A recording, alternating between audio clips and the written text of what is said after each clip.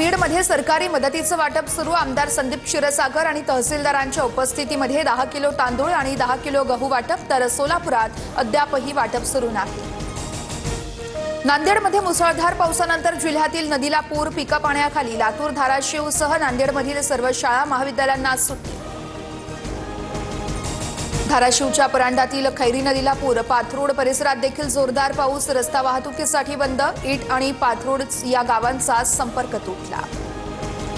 हिंगोलीच्या पांघरा शिंदे गावात जोरदार पावसानंतर नदी नाले तुडुंब, दोरीच्या सहाय्याने पुराच्या पाण्यातून नागरिकांचा धोकादायक प्रवास।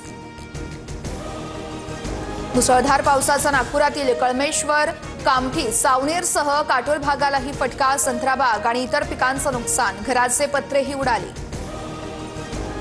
बीड जिल्ह्यात पावसाला पुन्हा सुरुवात। बीडला अतिवृष्टीचा मोठा फटका, बीड जिल्ह्याला येलो अलर्ट, शेतकऱ्यांची चिंता वाढली।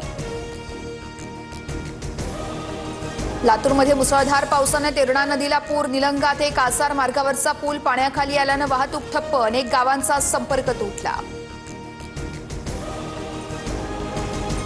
बीएमसी महायुती एकत्र लढणार, ठाण्यात शिवसेना स्वतंत्र लढू शकते, तर पुणे, पिंपरी चिंचवडमध्ये शिंदेंसोबत, तर दादा स्वतंत्र लढणार। पत्रकारांसोबत गप्पांवेळेस मुख्यमंत्री फडणवीसांचं वक्तव्य।